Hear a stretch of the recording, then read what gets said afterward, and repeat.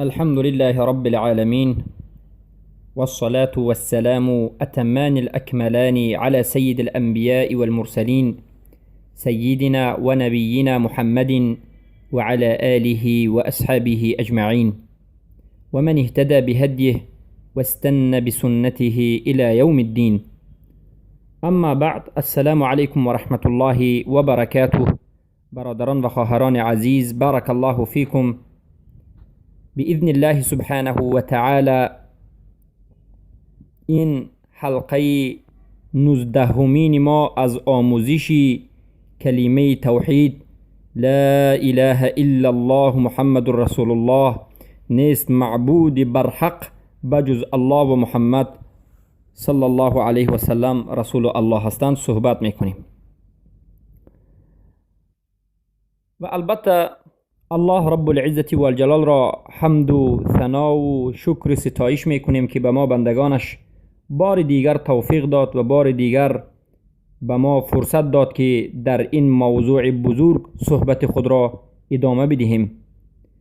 تا امروز ما در دو سه حلقه های گذشته در موضوع شرط و چگونگی شرط و معنای شرط و نمودهای شرط صحبت کردیم. اما در امروز من میخواهم به شما بگم که اصلا خود شرط چی معنی دارد. زیرا در دو سه حلقه وقتی که فقط شرط یا کلمه لا اله الا الله گفتیم رکن دارد، شرط دارد، اصلا شرط چیست یا که رکن چیست و فرق بین این دو شرط و رکن در کجاست. بارک الله فیکم. شرط با تا شرط در لغت کلمه مفرد است، به یک شرط دلالت میکند، جمع شروط است یا شرائط، شروط یا شرائط، یعنی یک کلمه میتواند که دو سه جمع داشته باشد. شرط با سکون را و فتحه، شرط با فتحه شای اول شین، یعنی معناش را علما میگن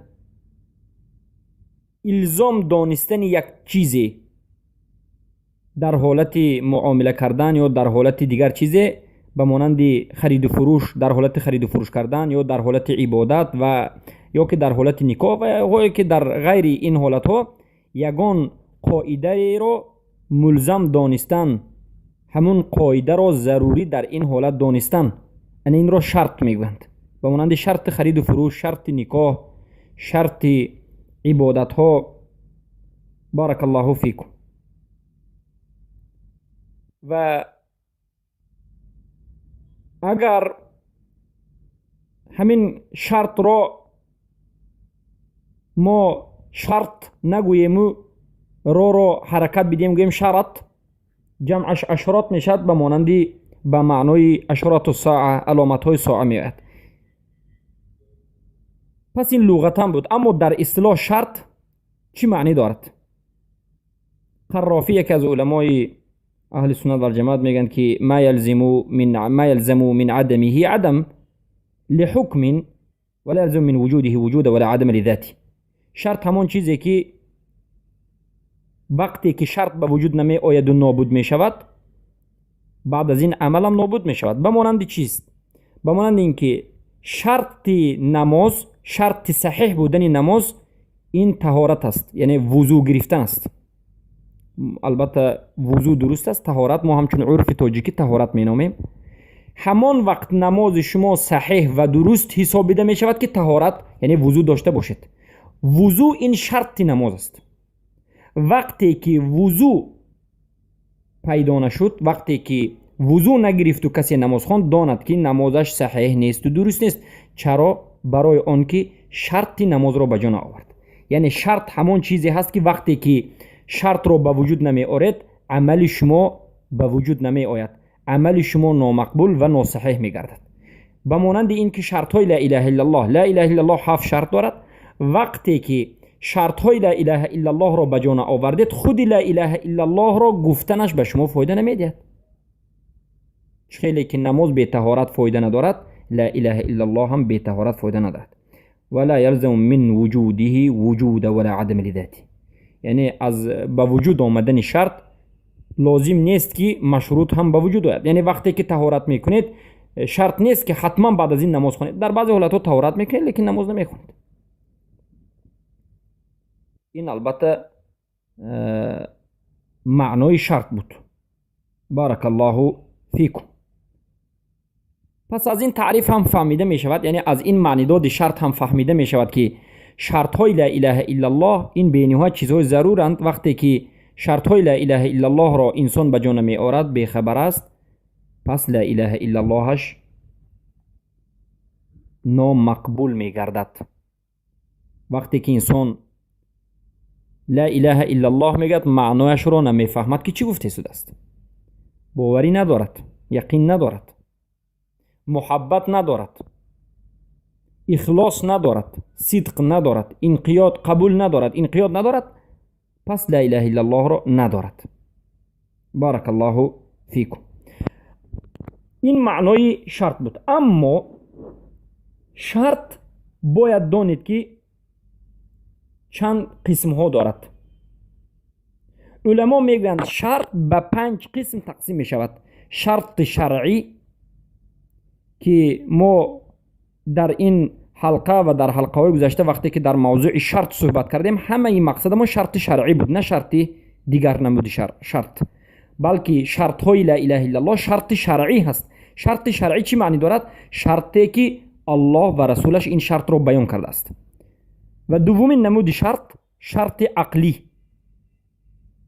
به مانند این که همان وقت شما زنده در قید حیات می استید که بنوشید و بخورید. یعنی شرط زنده بودن شما، شرط در این حیات، در قید حیات بودن شما این خوردن و نوشیدن است. وقتی که نخوردید نوشیدید شرط نابود شد، حیات نابود شد. این شرط عقلی. سوم نمود شرط عادی. شرط عادی یا که عرفیان بعضی میگن به مانند این که کسی که اگر به بالای خانه برآمدن شود به وی زینه لازم است یا که نردبان لازم است، پس این شرط عقلی است. شرط لغوی به مانند این که اینجا زید فاکرم، اگر زید بیاد به زید تکریم کن، نیکی کن و این چنین. بارک الله فیکم. پس این نمود شرط ها را ما به شما من باب معلومات ذکر کردیم. شرط شرعی، شرط عقلی، شرط عادی و شرط لغوی. بارک الله فیکم. و پنجم نمود شرط جعلی، یعنی شرطی که خود انسان ها میگذارد. و این شرط دو نمود میشد، شرط صحیح و شرط باطل. یعنی بعضی از شرط های جعلی هست که شریعت گذاشته است، به مانند خرید و فروش در بیع، یا که شرط های هست که در همون خرید و فروش خود انسان گذاشته است، در خرید و فروش یا که در نکاح یا در غیر این در دیگر عمل ها. مثلا بعضی از انسان ها شرط میگذارند. بعضی انسان ها میگن که همان وقت من به تو مثلا چیزم رو میفروشم که بر وقت بیایی، یا که این چنین بعضی از شرط ها. اگر شرط مخالف شریعت نباشه شرطش قبول است، اما وقتی که شرط مخالف شریعت باشد، در درون شرط ریبا باشد یا که خوردن مال با باطل باشد و غیر ذلك از چیزهای دروغین باشد، در این حالت شرط باطل است. چخیلی که رسول اکرم صلی الله علیه و سلم بیان میکنند شرطی که میگن مخالف قرآن و سنت است باطل است ولو کنی میت شرطین، گرچنده که 100 شرط باشد. پس برادر عزیز، در حالت شرط گذاشتن هم انسان باید احتیاط باشد، از پیش خودش هر یک شرط و هر یک قاعده نگذارد. امروز تاجرها، خصوصا تاجرها، به نهایت شرط‌های گوناگون از پیش خود میگذارند. این جایز نیست. باید هر یک شرط، هر یک قاعده و هر یک چیزی که میگذاره در اونجا شرطی که میگذاره، شرط البته به زبان روسی که بعضی تاجیک‌ها زبان روسی رو خوبتر از زبان مادری خوب میفهمند، اسلوویه، بعضی از اسلوویه و بعضی از شرط و شروطی که شما پیش از خرید و فروش، پیش از نکاح، پیش از بعضی از معامله ها میگذارید، باید دانید، اول بفهمید، اول سوال کنید علما رو، طالب علم رو که این شرط شما آیا درست است یا غلط است، برای اون که شرط های غلط هم وجود دارد. بارک الله فیکم. پس شرط 5 نمود می شود. اما شرط های لا اله الا الله از این 5 نمود کدام شرط است؟ از این 5 نمود شرط لا اله الا الله شرط جعلی نیست، شرط عادی نیست، شرط عقلی نیست، شرط لغوی نیست. پس شرط های لا اله الا الله این شرط شرعی هست. شرط های لا اله الا الله شرطی که با قرآن و سنت ثابت شده است. برای همین است که کسی که شرط های لا اله الا الله را ترک میکند، عبادتش یعنی لا اله الا الله کلمت التوحید از این انسان به اعتبار گرفته نمی شود و نامقبول است. بارک الله فیکم. پس این نمودهای قسمهای شرط بود. اما این چونین شرط شرعی، خود شرط شرعی به یک چند قسم تقسیم شد،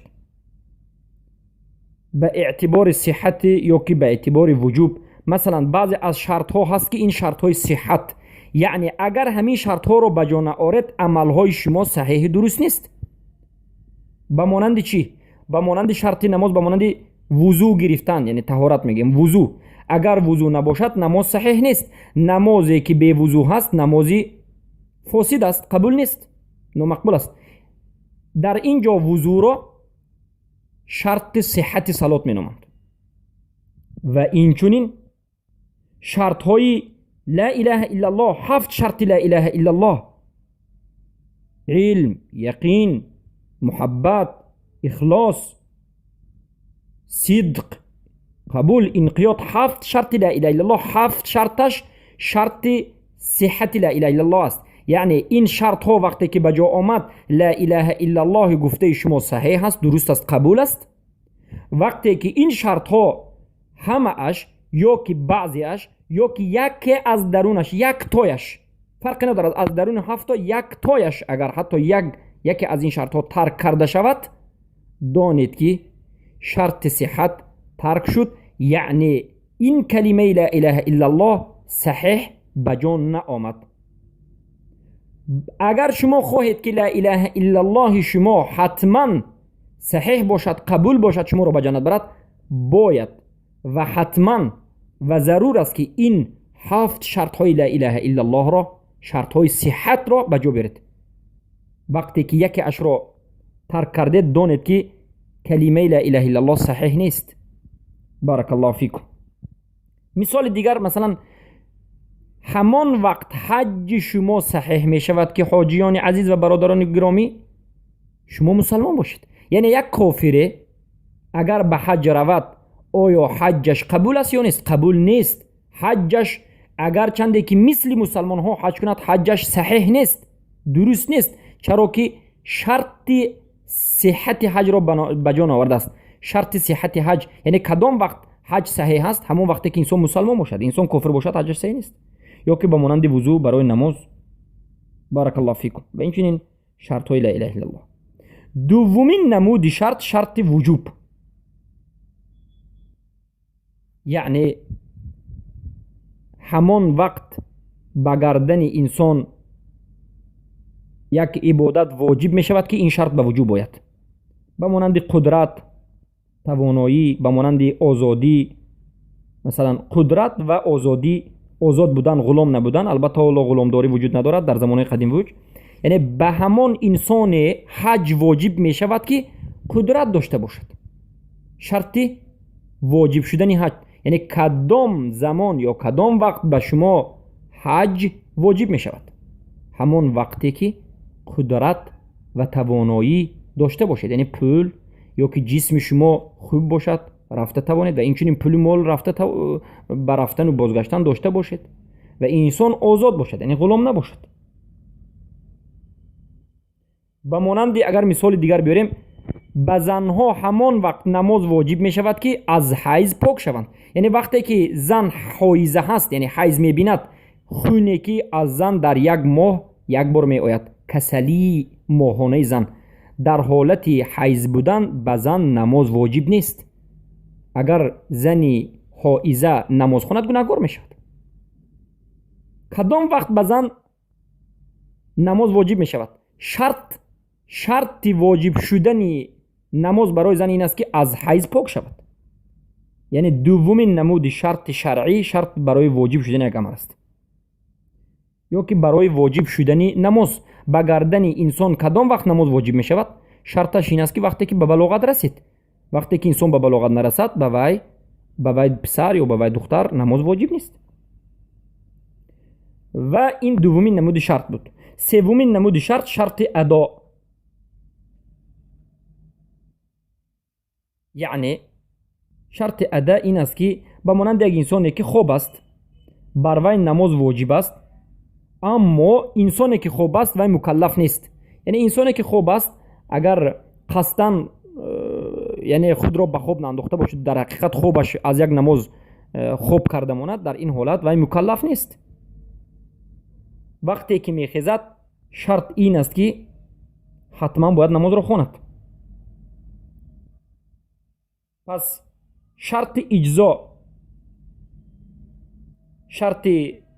яъне шарти ҷоиз будан ба монанди ҳаҷ барои инсони оҷиз ҷоиз аст, аммо воҷиб нест.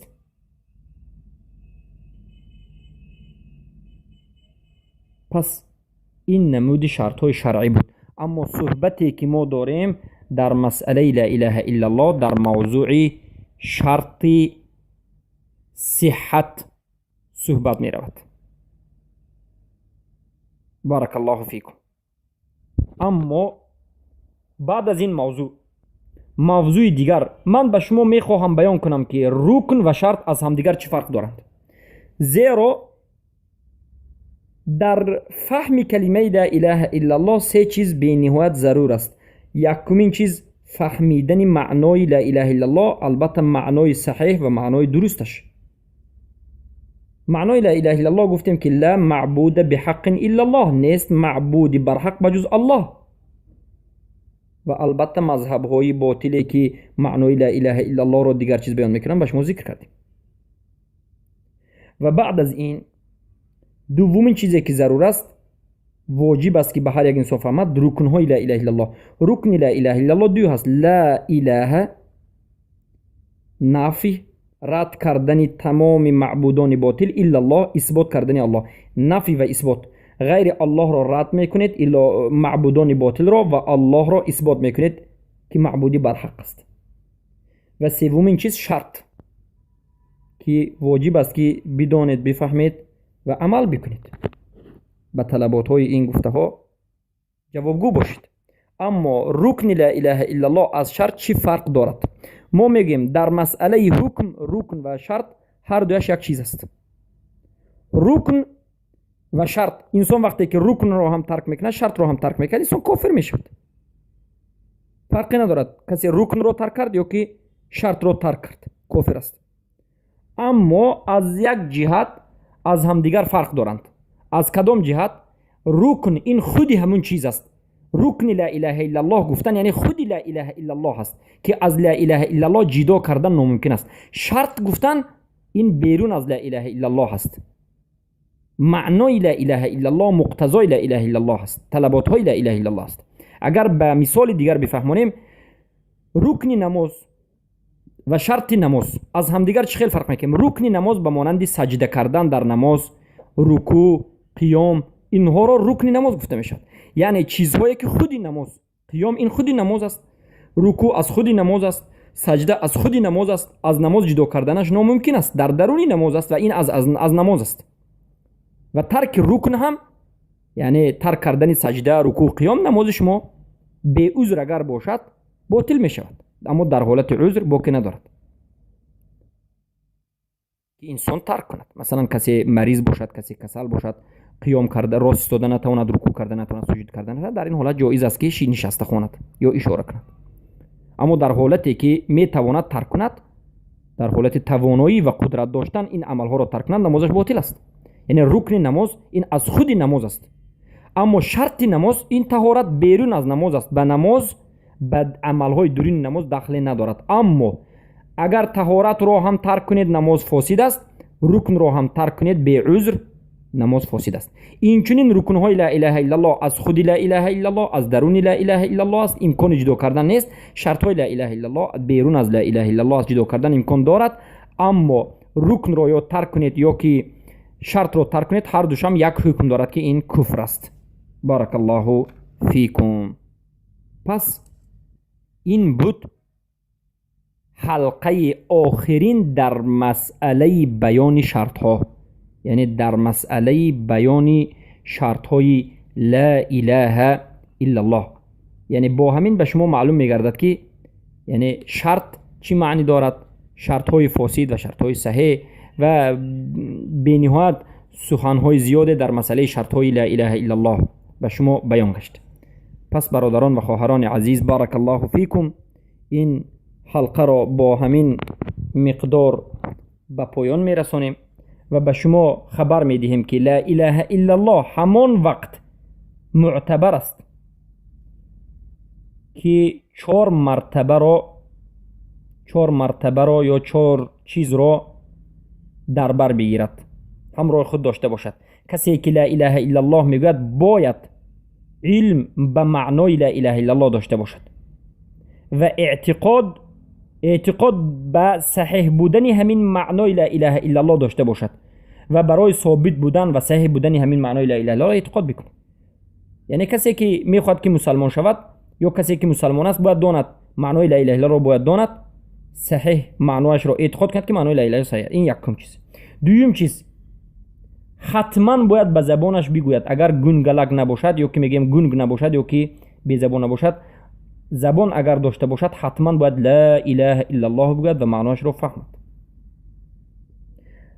сеюм шарт, ҳатман ҳамин гуфтаи ла илаҳа illallоh ба дигарҳо расонад. яъне мусалмон касе ки мешавад бояд ба дигарҳо гӯяд ки ман мусалмон шудам, ла илаҳа illallоҳ баланд карда гӯяд ва маъноашро фаҳмад ва қабул кунад.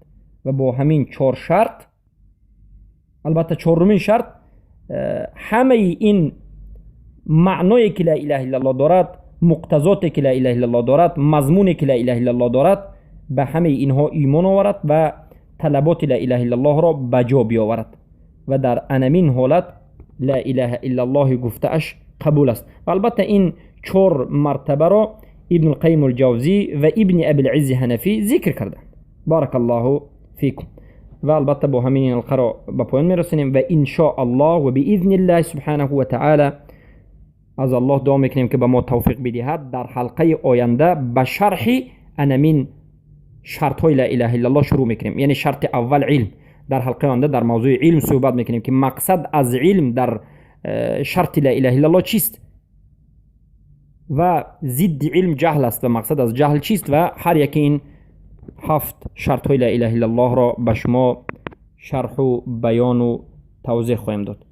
субҳанакаллоҳумма ва биҳамдик, ашҳаду ан ла илаҳа илля ант, астағфирука ва атубу илайк.